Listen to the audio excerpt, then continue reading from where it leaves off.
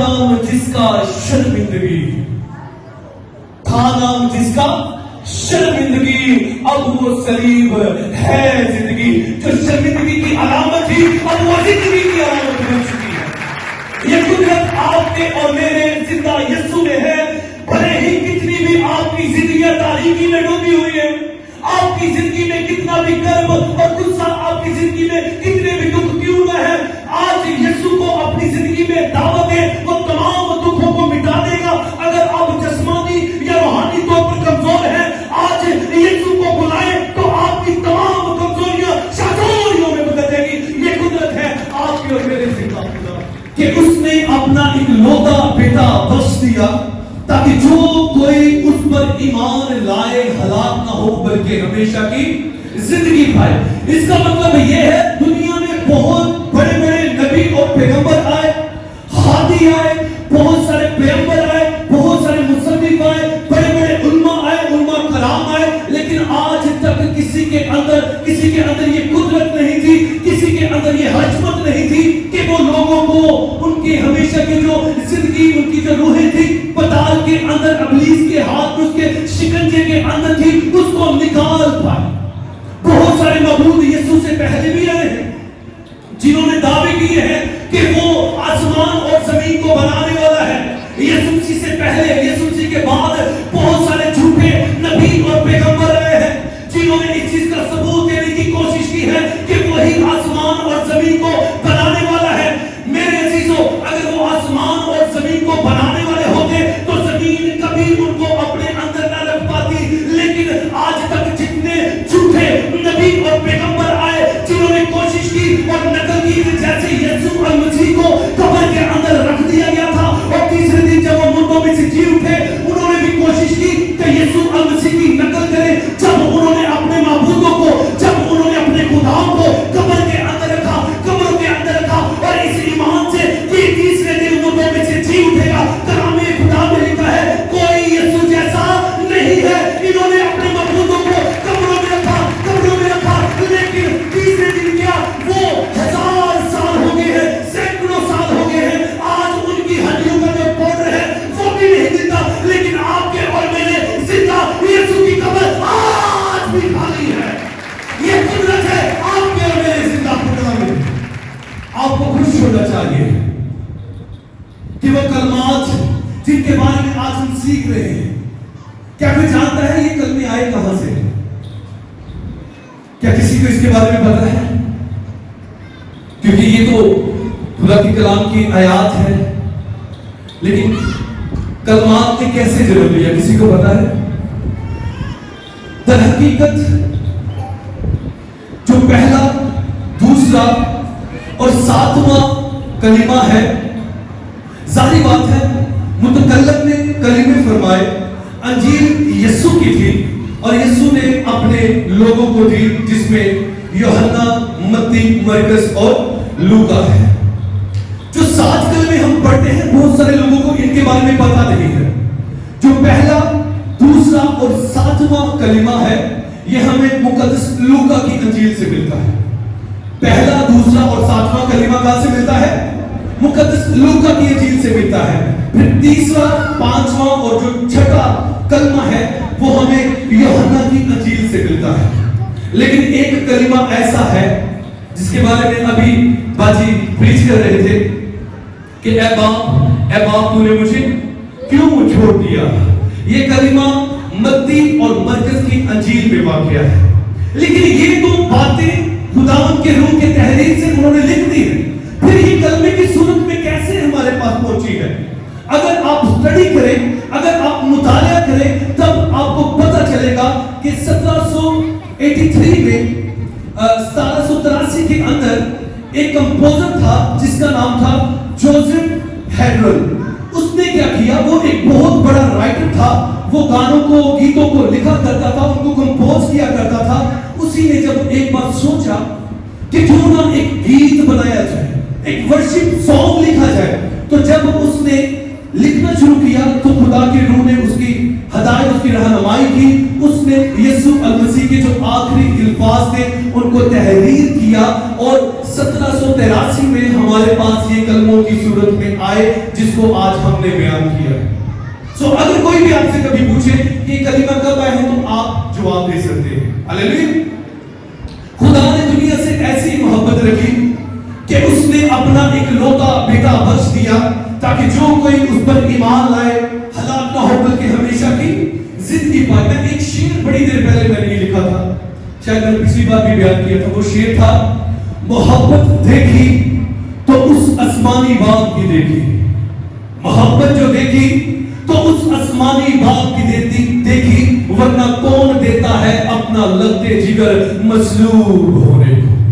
اگر آپ نے دنیا کی محبت دیکھنی ہے, اگر آپ کے پاس آئے کوئی اور آپ کو کہے کہ اپنا بچہ مجھے دے دو, اور آپ جب پوچھے کہ آپ میرا بچہ کیوں مانگ رہے ہو, اور وہ آپ کو کھلے الفاظوں میں کہے کہ میں تیرے بچے کو مارنا چاہتا ہوں, میں تیرے بچے کو مصلوب کرنا چاہتا ہوں, میں تیرے بچے کو ٹکڑے ٹکڑے کرنا چاہتا ہوں, ٹکڑوں میں تقسیم کرنا چاہتا ہوں, تو کون سا ایسا ماں یا باپ ہے جو کہے کہ یہ لے میرے بیٹے کو لے لے؟ ہے کسی کے اندر یہ طاقت؟ بلکہ جو شخص یہ بات کرنے والا ہے اسی اولا کا ڈالان واسطے تیار ہو جاتے ہیں. کیوں اس نے میرے لگتے جگر کو مانگا ہے کہ اس کو مصلوب کرے؟ کیوں اس نے میرے لگتے جگر کو مانگا ہے کہ اس کو مار ڈالے, اس کو شہید کر دے, اس کو ٹکڑوں میں تقسیم کر دے؟ دنیا کے اندر کوئی ایسا شخص نہیں ہے جو اپنے بچوں کو قربان ہوتے ہوئے دیکھے.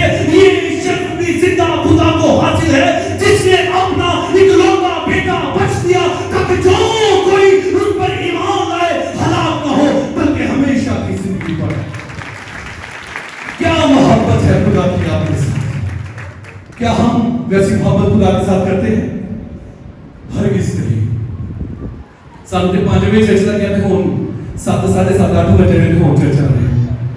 جب پوچھا جائے گا کام سی, اگر آپ کو کام ہے کہ سر یسوع بھی بڑے کام سے, لیکن پھر بھی وہ مجسم ہو کر اس دنیا میں آیا تاکہ آپ کے لیے چھیدا جائے.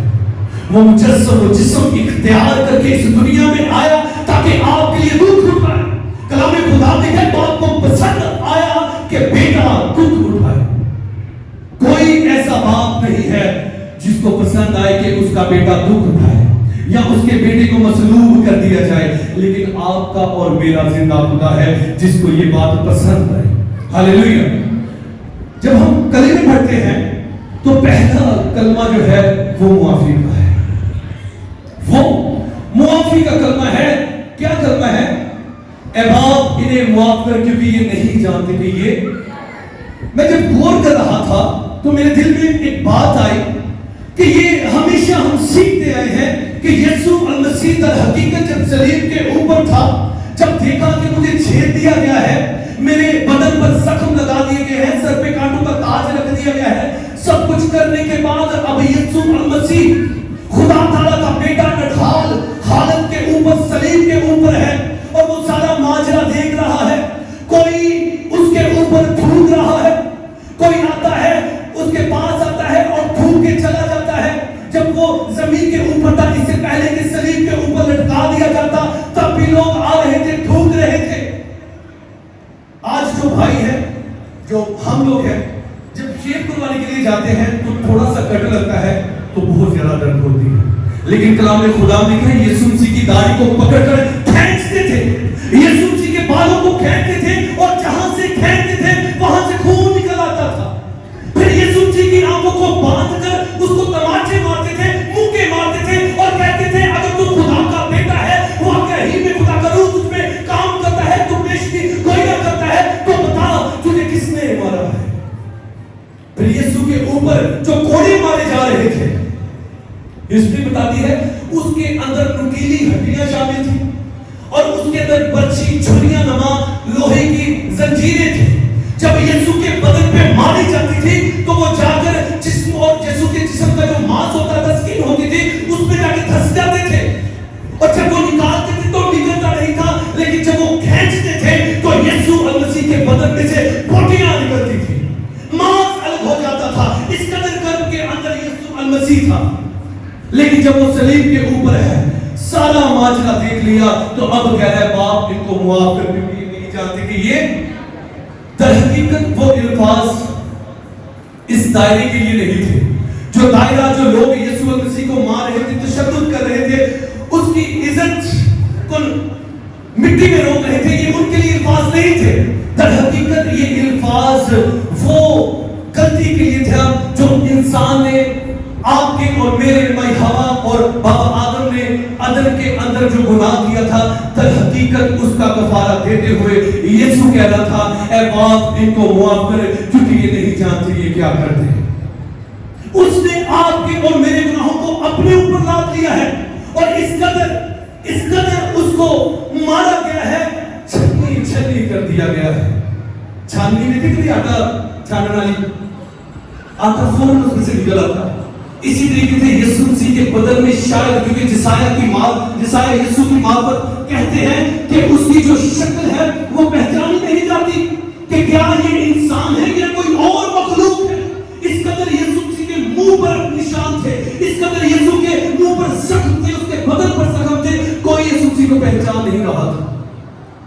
پھر وہی فرماتے ہیں کہ یسوع مسیح ننگا تھا. آپ ہمیشہ تصویر میں دیکھتے ہیں کہ یسوع مسیح لوگوں نما چھپاتا ہوتا ہے، لیکن در حقیقت یسوع مسیح کے اوپر کوئی کپڑا نہیں تھا. یہ چیز دیکھ کر جو راستے سے گزرتے تھے، جو دور میں تھے، ان پہ اوپر کپڑا تھا سوائے یسوع مسیح کے. اور جو لوگ راستے میں سے گزرتے ہوئے یسوع کی جانب دیکھتے تھے، وہ کہتے تھے اس نے کون سا ایسا گناہ کیا ہے، ایک تو صلیب کے اوپر ہے، اوپر سے اس کو اتنا زیادہ مارا گیا ہے، جسم کو چھلنی کر دیا گیا ہے، اور اس سے بھی بڑھ کر یہ ہے اس کو برہنی حالت کے اوپر صلیب کے اوپر ٹانگا گیا ہے. جو بھی آتا تھا وہ یہی سوچتا تھا کہ اس نے کوئی کبیرہ یا کرمزی گناہ کیا ہے، اور جتنے لعنتی آج تک اس صلیب کے اوپر لٹکائے گئے ہیں، یسوع ان سے سب سے بڑا ہے کیونکہ یہ برہنہ حالت میں ہے. میرے عزیزو، کبھی وہ باغ عدن میں قربانی دیتے ہوئے آپ کے گناہوں کو ڈھانپتا ہے، کبھی آپ کے گناہوں کے لیے ننگا ہو جاتا ہے. لیکن آج چرچ میں آتے ہوئے اسی چرچ نہیں کرنے کے لیے میرا نماز چھوڑ دی سی پی، میرا نماز میں پرانا نہیں پا کے جانا، یا ہمارے پاس بہانہ یہ ہوتا ہے چرچ میں ایسے بات سے نہیں آئی یا آیا بدی باندھی تھے سوٹ پریس نہیں کیا. ارے بھائی آپ کا سوٹ جو ہے وہ پریس نہیں ہے، یہ تیار نہیں ہوا. وہاں پر یسوع کے بدن پہ کوئی کپڑا نہیں ہے، وہ آپ کی محبت کے لیے ننگا ہو گیا ہے. آپ اس سے اس کے لہو کی چادر مانگ لیں تاکہ آپ جہاں بھی جائیں لوگ اس کے سائے کے نیچے ہیں. آج سے شرمانا بند ہے. کلام خدا میں کہ یسوع مسیح اپنی اتھارٹی دکھاتا ہے، اپنا جذبہ، اپنی قوت دکھاتے ہوئے کہتا ہے اگر میں باپ کے سامنے درخواست کروں تو 12 تومن فرشتے میری مدد کے لیے آئیں گے. فرشتہ ایک ہی نہیں مان، فرشتہ ایک ہی نہیں مان ہے. ہمیں ذکر ملتا ہے کبھی وہ تلوار لے کر آ رہے ہیں، اور میرے زندہ یسوع کے اوپر جو صلیب کے اوپر تھا اس کی جو سکن کا کلر ہے وہ نظر نہیں آ رہا تھا، کیونکہ سر کے بال سے لے کے پیر کے تلوا تک وہ خون میں ڈوبا ہوا تھا. اور اس کا خون اتنی قدرت والا ہے کہ وہ آج بھی کام کرتا ہے. وہ آج بھی آپ کی جتنی مرضی غلاظت بھری نجاست بھری زندگی ہو وہ اس کو دھونے میں قادر ہے، کیونکہ خدا کے کلام میں لکھا ہے کوئی ایسی بیماری نہیں ہے جو یسوع کے لہو سے دھل جا سکے. تمام بیماریوں کو دھونے کی قدرت یسوع کے نام پہ ہے. ہاللویا. اگر آپ اس کے 18ویں آیت پڑھیں تو لکھا ہے وہ میرے کپڑے کھینچتے ہیں، پھاڑتے ہیں اور ان پہ کرا ڈالتے ہیں. اور یسوع مسیح کے تن سے کپڑے لیے گئے اور اس پہ بھی کرا ڈالا گیا. یسوع مسیح کے تن سے جب کپڑے اتارے گئے تو 4 حصوں میں تقسیم کر دیا گیا اس کپڑے کو. کتنے اس کے ٹکڑے کیے گئے؟ 4 ٹکڑے. کوچ سنیے گا، یسوع مسیح کے بدن سے جو کپڑے اتارے گئے اس کو 4 حصوں میں تقسیم کیا گیا. تو دنیا کے کتنے کونے نے، کتنے لوگوں نے اسکول میں پڑھے ہو، کتنے کونے؟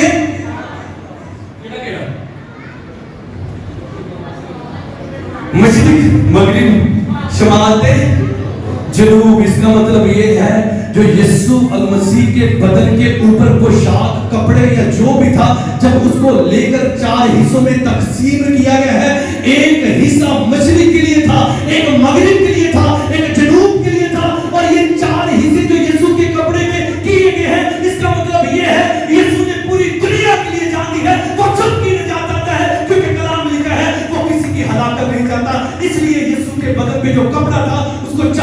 حصوں میں ڈیوائڈ کیا ہے. اس نے اتنا کچھ آپ سب کے لیے کیا. آج آپ کی باری ہے. دیکھیں کہ آپ کیا کر رہے ہیں, یا آج تک آپ نے کیا کیا ہے. یسوع نے اتنا خون بہایا ہے, آپ بھی خون بہاتے ہیں, آپ اپنا پسینہ بہاتے ہیں, لیکن اپنے خاندان کو پالنے کے لیے. بری بات یہ کرنا چاہیے, لیکن سوچیں کیا آپ نے آج تک یسوع کے لیے کچھ کیا ہے؟ اگر کیا ہے تو کیوں آج آپ کی زندگی میں کام نہیں ہو رہے؟ کیوں آج بھی آپ کی زندگی گناہ کے اندر ہے؟ کیونکہ یسوع مسیح نے آپ کی نجات کے لیے, آپ کی بحالی, آپ کی بیماری, آپ کی کمزوری کے لیے, آپ کے آہوں نالہ کے لیے اپنا خون بہا دیا ہے. اگر آج بھی آپ وہ غموں کے اندر ڈوبے ہوئے ہیں تو اس کا مطلب یہ ہے کہ یسوع کا خون کارآمد نہیں ہے. آج بھی آپ کی زندگی کے اندر بیماریاں ہیں, اگر آج بھی آپ یسوع سے دور ہیں تو اس کا مطلب یہ ہے کہ یسوع کے لہو میں قدرت نہیں ہے. مقدس پالوس کیا کہتے ہیں؟ کہتے ہیں کہ اگر مسیح مردوں میں سے جی نہ ہوتا تو ہمارا اس پر ایمان لانا بے فائدہ تھا. اگر آج تک آپ نے یسوع کے لیے کچھ نہیں کیا تو آج اپنی زندگیاں یسوع کے لیے دے دیں, کیونکہ ہم نے اس کے کلام میں سے پڑھا ہے کہ خدا نے دنیا سے ایسی محبت رکھی. انہیں محبت رکھنی ہو ڈیڈی والی. It's your turn now. اب آپ کی باری ہے. اس نے خون بہا دیا ہے, اس نے اپنے جسم کی ایک ایک بوٹی آپ کے لیے نکلوا دی ہے. اس کے بدن کے اندر جو چند بوندیں بچی تھی دل کے اندر, کلام خدا میں لکھا ہے وہ بھی نیزہ مار کے نکال لیا گیا ہے, کیونکہ اس نے فرمایا تھا میں آیا ہوں تاکہ یہ زندگی پائے اور کثرت. وہ آپ کو کثرت کی زندگی دینا چاہتا ہے. اور اگر آپ الفاظ کثرت کا مطالعہ کریں, آپ اس کی جانچ پڑتال کریں, تو کثرت ایک ایسا الفاظ ہے جس کا کوئی کونا نہیں ملتا. ایک اتنا نصیبہ جدا اگلا بنا ہے. یہ ایک ایسا سمندر ہے جس کی گہرائی نہیں ہے. میرے عزیزوں, خدا نے جو محبت آپ سے کی ہے وہ ہر گہرائی سے گہری ہے, ہر لمبائی سے لمبی ہے, ہر چوڑائی سے چوڑی ہے, کیونکہ وہ خون بھی دیتا ہے, وہ مار بھی سہتا ہے, وہ نورانی چہرے پہ تھکواتا بھی ہے, اور پھر آپ کو نجات بھی دیتا ہے. میں نے ایسا آج تک کوئی عاشق نہیں دیکھا, کوئی محبت کرنے والا نہیں دیکھا جو اپنے ماننے والوں کے لیے خون بھی بہائے, ان کے لیے درد بھی سہے, ان کے لیے اپنے ہاتھ اور پاؤں میں کیل بھی لگائے, پھر زندہ ہو کر ان کو نجات بھی دے. دنیا میں کوئی اور معبود نہیں ہے جو یسوع کی مانند ہو, یسوع کے جلال کے لیے زوردار تالیاں. دنیا کے پاس سونا چاندی سب کچھ ہے, لیکن افسوس ان کے پاس وہ نہیں ہے, ان کے پاس فتح نہیں ہے, ان کے پاس صلیب نہیں ہے, ان کے پاس زندہ یسوع نہیں ہے. اگر آپ کے پاس زندہ یسوع ہے تو وہ بھی قدر کرو. وہ ایک شعر بھی ہے, پچھتانے کا کیا فائدہ جب چڑیا چگی کی کچھ ایسا پہلے مر گئے تو آپ ہمیشہ کی یاد میں جائیں گے. خون خون خون بہا دیا یسوع نے. پھر اس نے کہا تمام ہوا. تمام کہنے کا مطلب یہ تھا, اس نے کہا کہ اب کسی شخص کو کوئی قربانی, کوئی بچڑا بکرا ذبح کرنے کی, کوئی کبوتر یا قمری ذبح کرنے کی ضرورت نہیں ہے. آج سے بکروں اور چھتروں کا خون نہیں, بلکہ میرا قادر لہو شفا, نجات اور بحالی تشفی دے گا, اور وہ ہمیشہ کے لیے ہوگی. اب آپ کے پاس ہمیشہ کی نجات, تشفی اور چھٹکارا ہے, کیونکہ یسوع مسیح فسا قبر کا تھا جو آپ کے لیے قربان ہو گیا ہے. اچھا تیاری باری بات اے نہیں کہا کہ چھری مار لیں گردر جی, آج اپنے وقت میں سے کچھ وقت یسوع کو دینا شروع کریں. مشکل ہوگا. گھر میں 3 وقت کا آپ کھانا کھاتے ہیں, صبح دوپہر شام, کوئی 4 وقت کا بھی کھا لیتا ہے. جتنی بار آپ اپنی باڈی کو ریچارج کرتے ہیں اتنی بار ہی آپ اپنی روح کو بھی ریچارج کیا کریں. اگر آپ کے پاس جتنا مرضی مہنگا فون ہے, جب تک آپ, جب اس کی بیٹری لو ہو جائے, جب تک آپ اس کو چارجر پلگ کر کے اس کو نہیں لگاتے, بالکل نہیں اندر ڈالتے, تب تک آپ کا فون چارج نہیں ہوگا, وہ مردہ حالت میں ہے. اسی طریقے سے جب تک آپ اپنی روح کو اس صلیب کے اوپر جو یسوع المسیح تھا کنیکٹ نہیں کریں گے, تب تک آپ ریچارج نہیں ہوں گے. جنہوں تک ریچارج نہیں تو پھر بیماریاں, مشکلات تے گناہ دی جڑی تاریکی وہ ہمیشہ تک چاہیے. آج ہی اپنا رابطہ یسوع کے ساتھ بحال کریں تاکہ آپ نجات پائیں. انہیں نجات دیتی وا ان تیاری پلیٹ چ پئی وا تیاری پر سے کھانی ہے. اگر آپ لیں گے تو آپ ہمیشہ کی زندگی پائیں گے. خداوند آج کے کلام کے وسیلہ سے آپ سب کو برکت دے. میں چاہتا ہوں